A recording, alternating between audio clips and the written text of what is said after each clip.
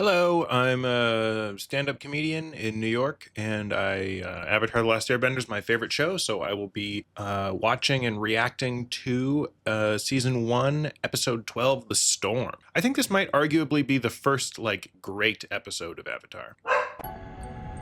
What a bad angle for Aang and Appa. Ugh. Ugh. Nightmare right there. Could you imagine having a dream, and in your dream you're catching yourself at that angle? Chin. We need you, Aang.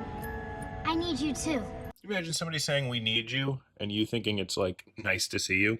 That kind of reminds me of when someone says enjoy your food and you say you too and it makes no sense. A little gaffe by Aang right there. We need you, Aang. Oh, you too. Oh, I'm sorry, you need me. Right. Save the world, all that. My bad. What's going on? Did we get captured again? It's nothing. I just had a bad dream. Go back to sleep. Do you think it was a bad dream about not getting his own quilt? Why didn't they pack a third quilt? Gran gave them supplies. I think in the end of the first or the second episode, when Gran's like, "Oh, it's your destiny to help the Avatar," I think a little part of her was still like, but fuck this guy. So she was like, I'll let you go around the world with him and try to defeat the Fire Lord, but I'm not packing him a quilt. He can be cold. I'm not packing him a quilt, even though we have more. You seem to be having a lot of nightmares lately. Well, have you seen my fucking chin? Look at those clear skies, buddy.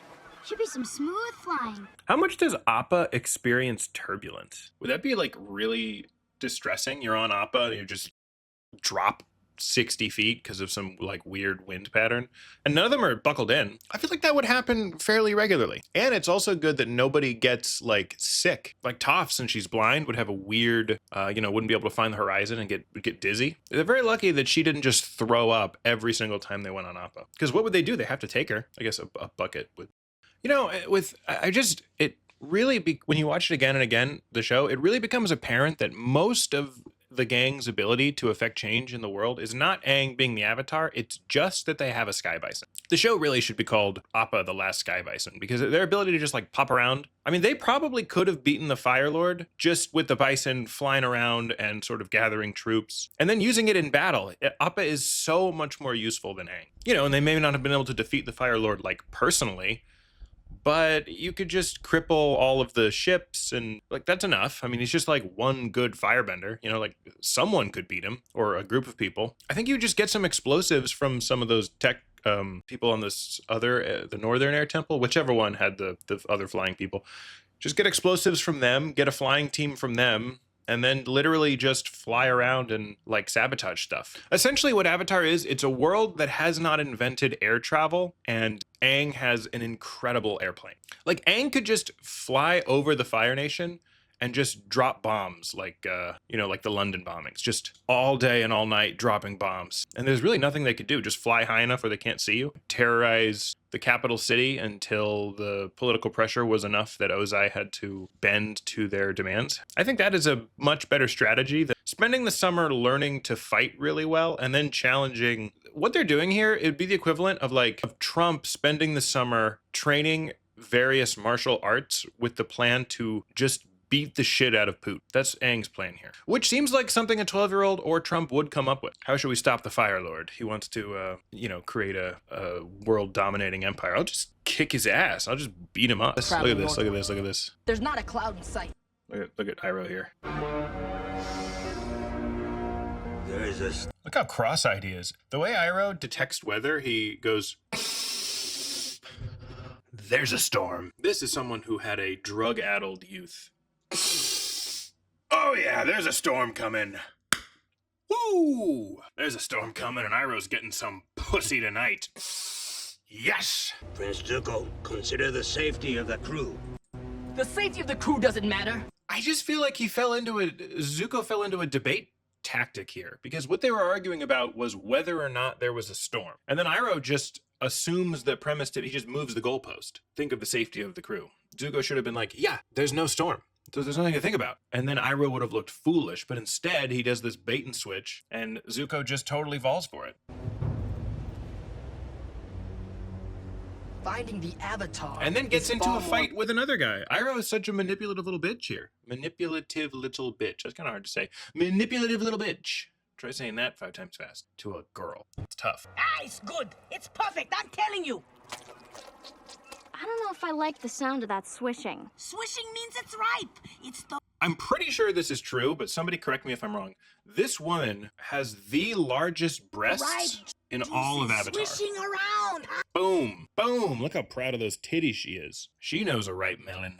The swooshing means it's good. Right? She has by far the biggest boobs in all of Avatar. Think of another one. Who's got bigger boobs than this lady? I just realized we're out of money anyway. This is like psychotic of them. They picked up and handled all the fruit, put them in a basket, and then went, oh my gosh, we have no money. Ah, And just walk away. Yeah. Out of food and out of money. now This should be a bigger conversation. Katara, what the fuck? Why did you let us go shopping? And why did you haggle with the lady about the melons so much when you knew we didn't have any money? Like, what's wrong with you? I think, because the thing I also think about is, you know, most people are going to see Aang and the gang as the sort of saviors of the world. But there are some of these random people in early seasons that just have weird experiences with them. They're going to be like, oh, the Team Avatar saved the world. And they're like, yeah, and they also just like touched all my vegetables and left. Like, I appreciate them beating the Fire Lord, but they are weird. Mixed bag of a group. my joints say there's going to be a storm. A bad one. Well, it's your joints against my brain. Then I hope your brain can find someone else to haul that fish, cause I ain't coming. Then I'll find a new fish hauler and pay him double what you get. How you like that?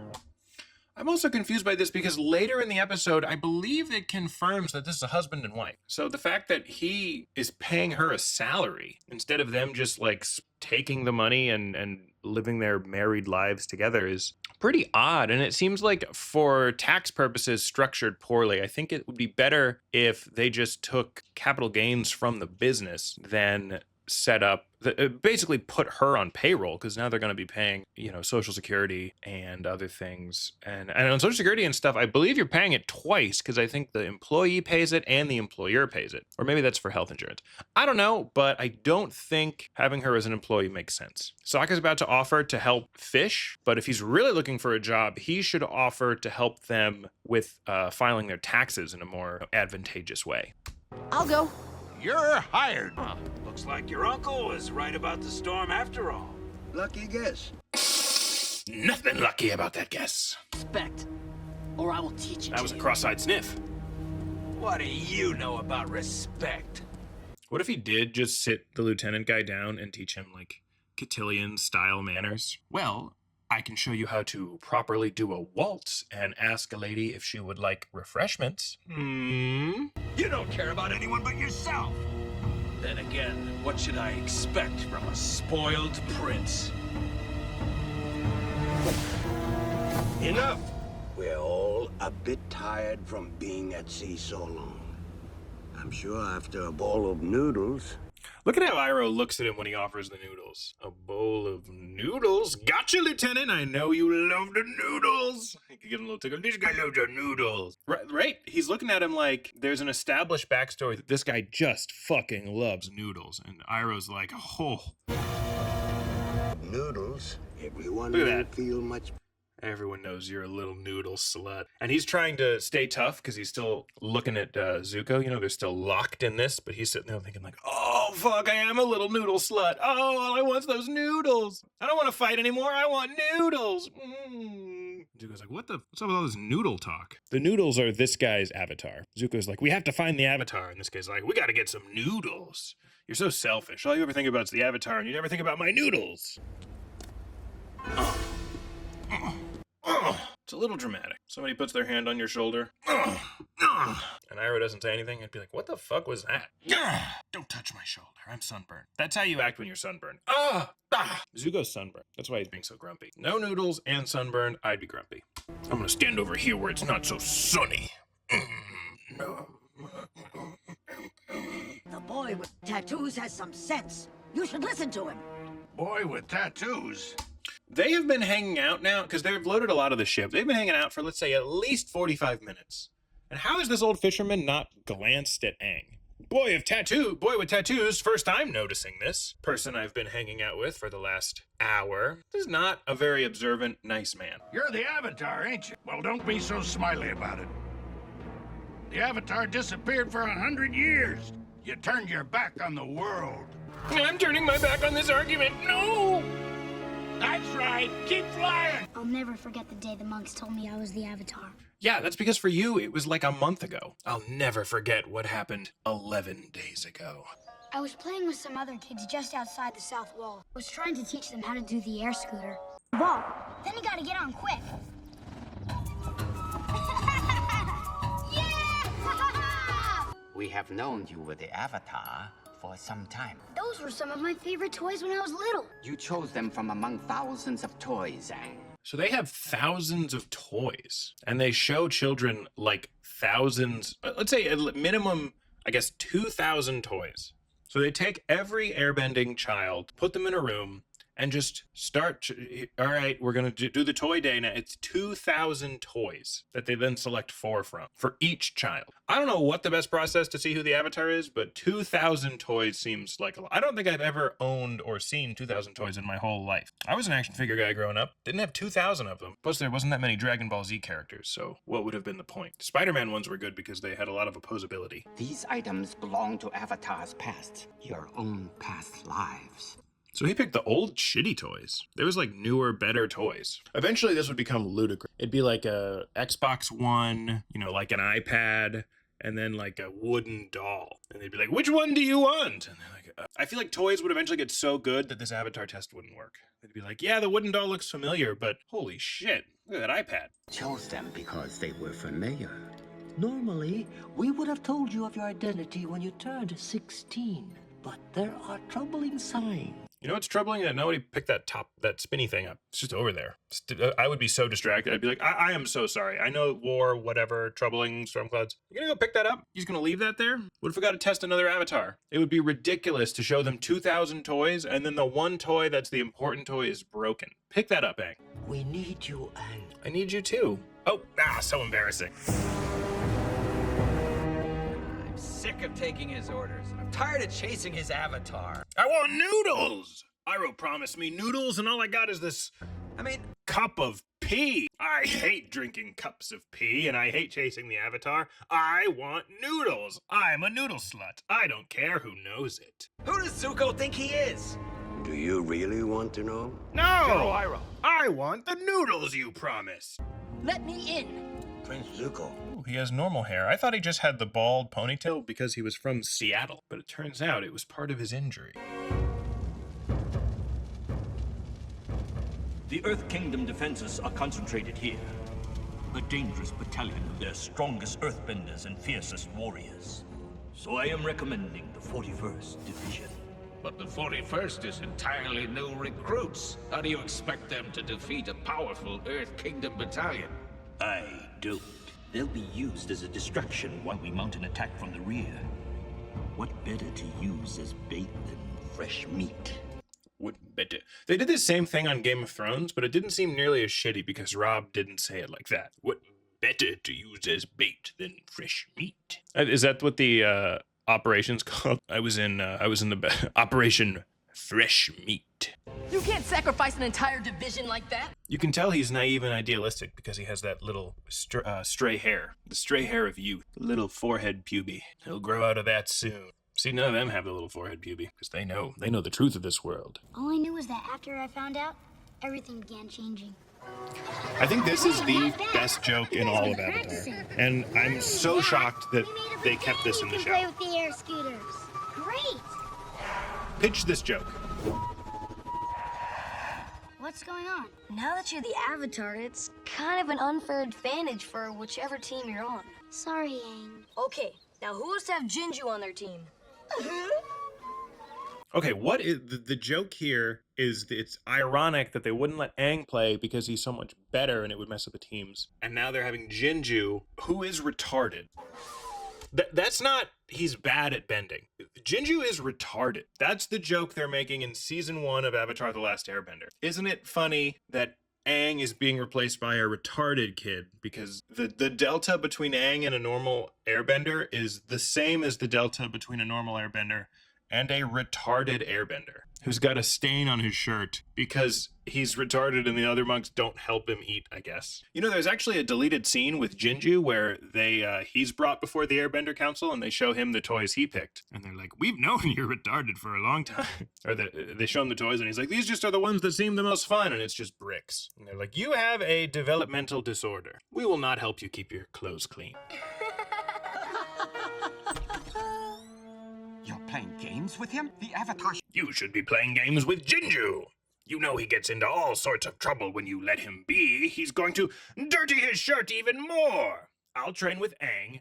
You go play with Jinju. Put a stick on his head with a ball on a string and he'll chase it for hours. We're pretty insensitive about that here. We don't help him eat. Aang has already trained enough for today. Back to Jinju. I'm going to take this small defeat out on him.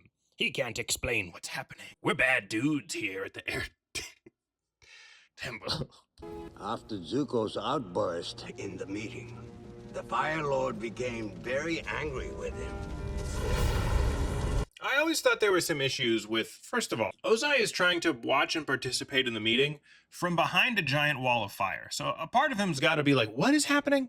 It just looks like everything is fire. Is that the plan? Fire? That's how he comes up with his plan at the end, when he's just going to burn Ba Sing Se. That's what he thought they were saying. He's just like, yes, fire on the whole map. That's what I saw. Is that what we're all talking about? And nobody disagreed, so then they went. The other thing, potentially embarrassing that his fire wall seems to react to his mood. Look at that. So you can tell the Fire Lord's angry because the wall of fire bursts up. What if you're just grumpy? You didn't sleep well, you stubbed your toe, and the wall is like enormous, and everybody's like, hey, Ozai, you still want to do the meeting? He's like, yeah, what? I'm like, I don't know, just wall of fire is pretty high. We could, take a little... He's like, oh, I'm fine. Let's just do the meeting. Fuck, let's do the meeting. I don't know, you seem grumpy. I'm not grumpy. It's just cold in here. I'm cold. I can't be cold. Fucking go.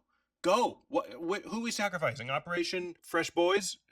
Fuck. I can't see shit. Zuko would have to duel his own father. Look at his idealistic little puby. It's going nuts. Zuko would have to duel his own father. It was a different time. Kids used to duel their fathers. It was no big deal. Zuko now with his Seattle hair. Made me do my feather. You and Aang must be separated. The Avatar will be sent away to the Eastern Air Temple to complete his training. You have a right to be angry after the monks sent you away like that. Well, that's not exactly what happened. I'm not going to let them take you away from me. Aang obviously wasn't here for this part, so he's just imagining. He's just telling Katara, like, yeah, and then Gyatso is probably like, Aang, like, we're gonna run away together. Let's just get out of here. Let's just get on my motorcycle and get out of here. We'll leave it all behind. Throw pies at people. But he has no reason to think that happened. And, Gyatso maybe came in there, but who knows? Maybe Jinju came in there, found his note, thought it was toilet paper. That could have happened. Wishful thinking. Gotta live in the real world, Aang. Nobody read your note. Jinju put it in his butt.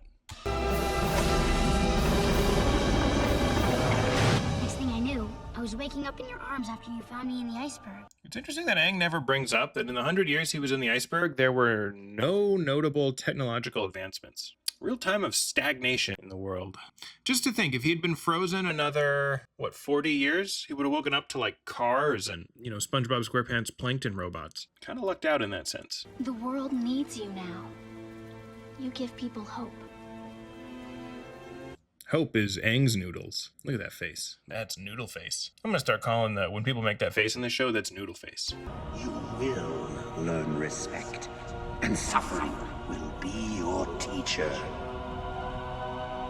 I looked away.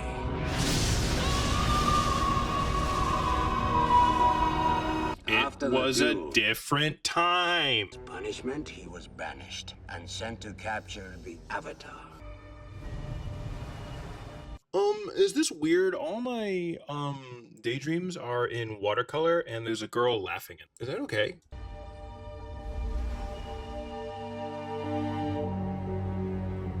Seattle hair. We'll be back soon. I promise.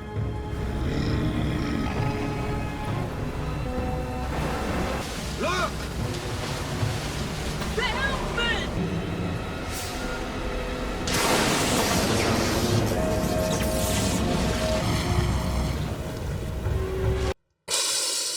Oh yeah!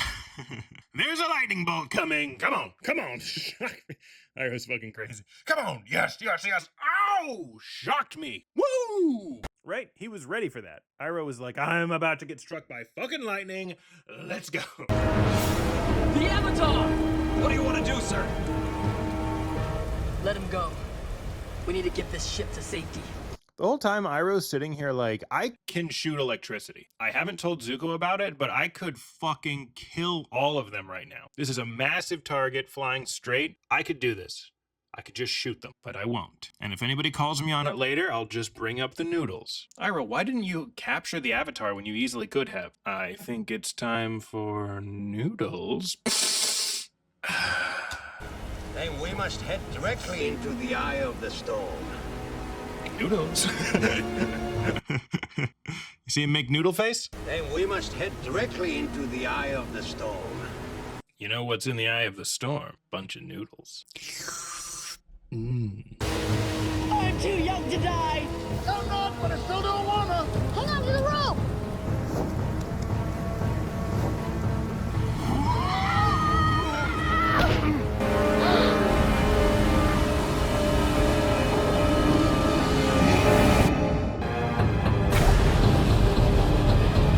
Aang freezes them all again, and then they wake up 100 years later. Aang, what the fuck? I'm sorry.